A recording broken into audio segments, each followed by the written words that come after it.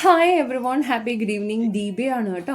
അപ്രതീക്ഷിതമായിട്ട് ആദ്യമോന് 2 ദിവസത്തേക്ക് സ്കൂളിൽ നിന്ന് ലീവ് കിട്ടിയായിരുന്നേ.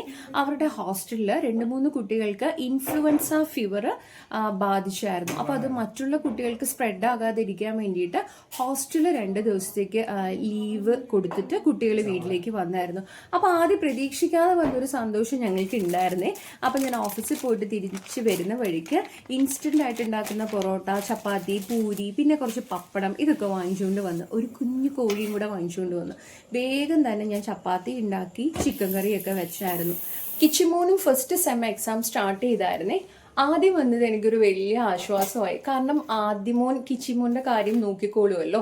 എക്സാം സമയത്തൊന്നും ഇങ്ങനെ രാത്രി ഫുഡ് ഉണ്ടാക്കാനൊന്നും ഞാൻ നിൽക്കാറില്ല. പിന്നെ ആദ്യം വന്നതുകൊണ്ട് ഇങ്ങനെ ഉണ്ടാക്കിയതേ ഉള്ളൂ.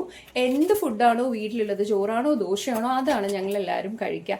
പക്ഷെ അടുക്കള പണിയൊന്നും ചെയ്യാണ്ട് കിടന്നുറങ്ങാൻ പറ്റത്തില്ലല്ലോ.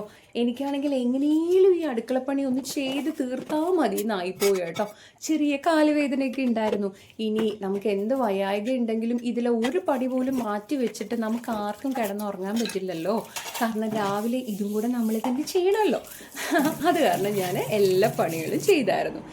എന്നിട്ട് ഞാൻ ഈ ഉള്ളിയുടെ തോലൊക്കെ ചെടിക്കിടാൻ വേണ്ടിയിട്ട് കളക്ട് ചെയ്ത് വെക്കാറുണ്ട് കേട്ടോ. പക്ഷെ രാവിലെ അത് ടെറസിൻ്റെ മുകളിൽ കൊണ്ട് വെക്കാമെന്ന് വിചാരിച്ചു. അപ്പോഴാണ് ഓർത്തെ വാഷിംഗ് മെഷീനിൽ തുണി കിടക്കുന്ന കാര്യം. അത് കിടന്നാലേ അതിന് സ്മെല്ല് വരത്തില്ല. അത് കാരണം രാത്രി തന്നെ അതും ചെയ്തു. ഇപ്പം തന്നെ 11 മണിയായി. Thanks for watching and keep smile.